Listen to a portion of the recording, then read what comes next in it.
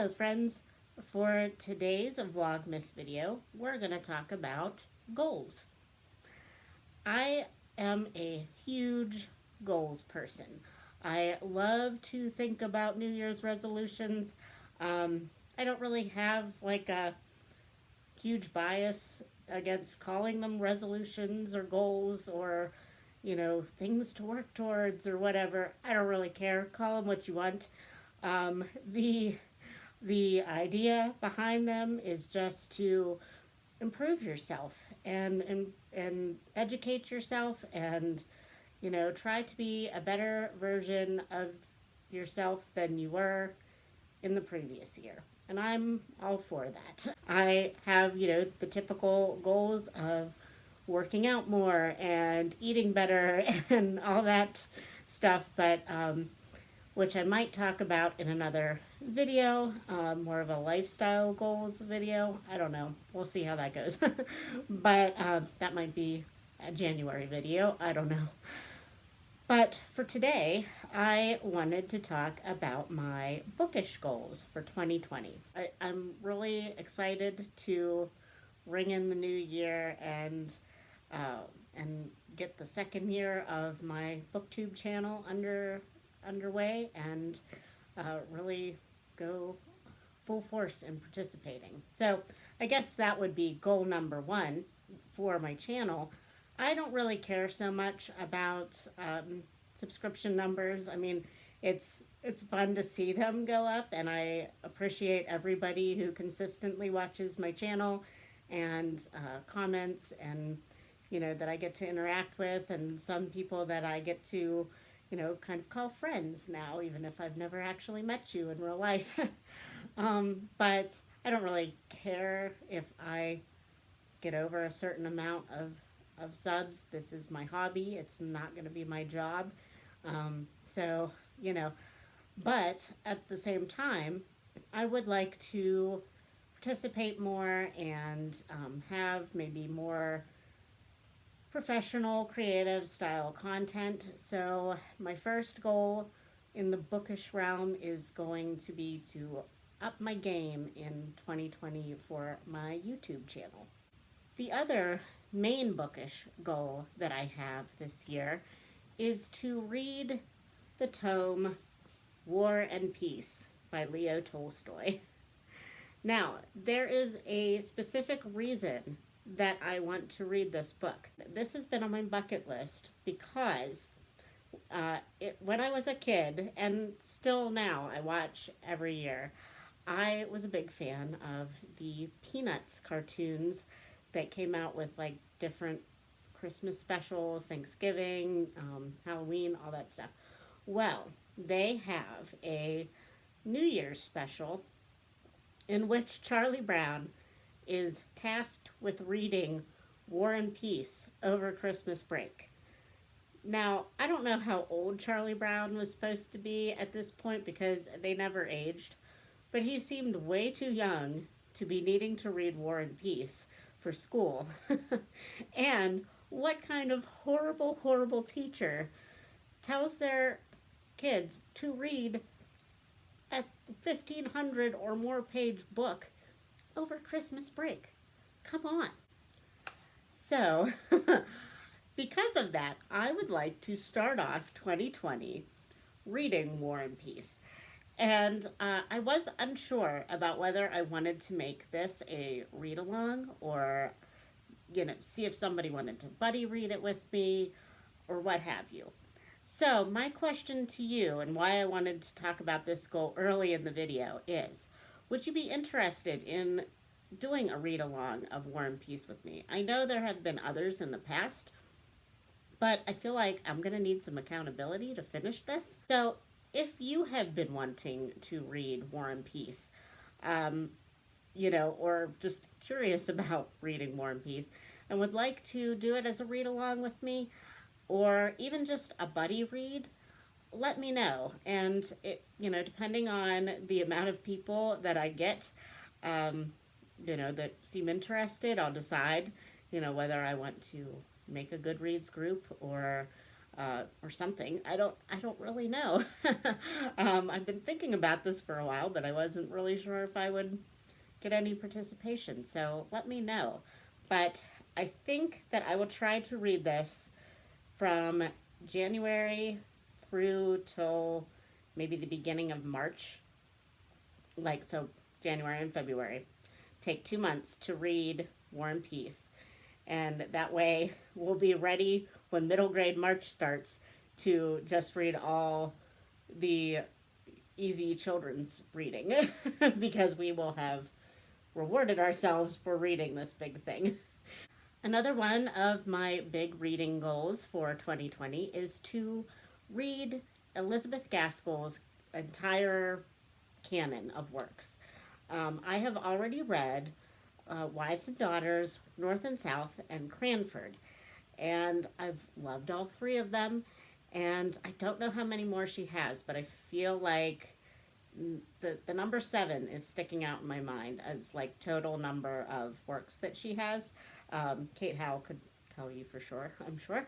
But yes, I want to finish reading her entire canon in 2020, at least of her novels. I know she has some short stories and things like that, but I want to at least read the rest of her works.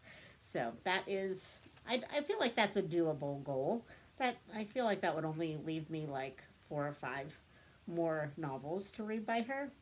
I don't know. That sounds fair, right? So I definitely want to read Mary Barton. There's Ruth, Sylvia's Lovers, and I believe there's one more that I can't remember right now. But yeah, I'm really excited to get to all of them, and I'm hopeful that I can do this. Another one of my goals is to start annotating more. I have never been good at annotating. I don't write in my books. I have tried using the whole sticky note method, but it's kind of the whole system kind of has eluded me so far. But obviously, if I'm going to read War and Peace, and especially if I read it with other people, and if I'm hosting a read along, I'm going to need to have things to talk about. And just in general, being on BookTube, I feel like part of upping the ante on my BookTube content is going to be to have more specialized content to talk about. What, other than just like, hey, I really liked this book because it had this and this and this. Like I feel like I need to, mark quotes that I like or themes or, certain events that happen that I can reference in my videos. And I've just never been good at that. So I don't think I'm going to annotate every single book I read, but definitely I'm going to try to annotate War and Peace so that I can talk about it in depth. And hopefully the Elizabeth Gaskell that I read. And then the other read alongs that I'm participating in this year, I would like to, at least write notes about them, because I mean, that's technically annotating, is just, writing them in a journal. So, so yeah, I feel like I need to get better about that. So I'm going to start watching everybody's videos on how they annotate their books and try to get some ideas on how to best uh, make that an easy experience and an enjoyable experience for me, because I'm already a slow reader and I feel like annotating just doubly slows me down. So I don't know, but we're going to try it. That is a goal. And my last goal kind of goes along with that last goal that I had of being better about annotating my books. And this is going to be a goal to be okay with slow reading and not reading as much as everyone else.